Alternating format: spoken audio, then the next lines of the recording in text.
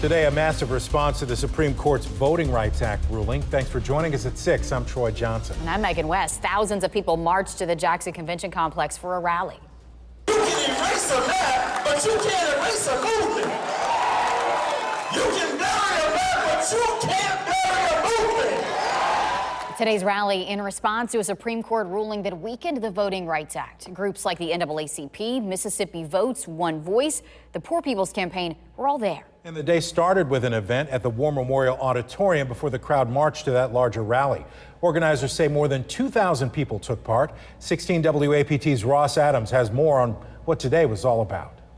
A large crowd marching to the Jackson Convention Complex as a coalition of more than 40 civil rights and voting rights organizations began mobilizing against Mississippi redistricting. This is about a fight. Organizers say some 2,000 people packed into a huge hall inside the complex for the 2-hour rally. Speakers say in the wake of that historic U.S. Supreme Court ruling striking down a key section of the Voting Rights Act, Mississippi Republican leaders want to turn the clock back to the post-Reconstruction Jim Crow era. One of the speakers, Congressman Benny Thompson, who's quickly become the main target for redistricting. He says this rally brought together a lot of people who usually don't see eye to eye. Sometimes you put those differences aside and work for the common good. And so what you've done here today tells me that there's hope in Mississippi, there's opportunity in Mississippi. With just a little fine-tuning and planning, we can overcome. All Benny Thompson has done is brought more than $1 million to the state of Mississippi.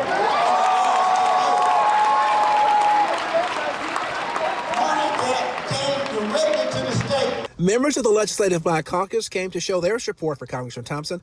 They know their seats are also in jeopardy. We want freedom,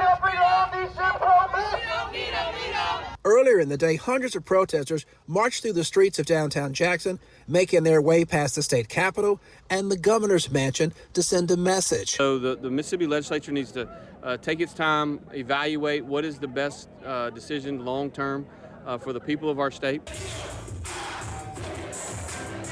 The fight to stop redistricting started at the War Memorial, where hundreds of people gathered for a rally sponsored by the NAACP, Southern Poverty Law Center, and Mississippi Votes. Reporting from Jackson, Ross Adams, 16 WAPT News. The Mississippi GOP released a statement tonight responding to those rallies and marches.